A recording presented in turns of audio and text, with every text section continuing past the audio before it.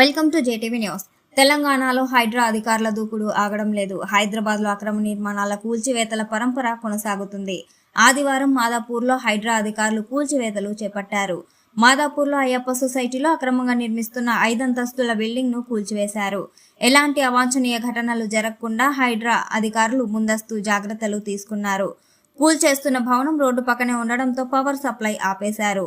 అయ్యప్ప సొసైటీలో నిర్మించిన భవనం రూల్స్ను అతిక్రమించి కట్టినదని వారు వెల్లడించారు. నిబంధనలకు విరుద్ధంగా సెల్లర్ గ్రౌండ్తో పాటు 5 అంతస్తుల భవనాన్ని నిర్మిస్తున్నారని అక్కడి స్థానికులు హైడ్రాకు కంప్లైంట్ చేశారు. ఫిర్యాదుల మేరకు బిల్డింగ్ను పరిశీలించిన అధికారులు కూలగొట్టారు.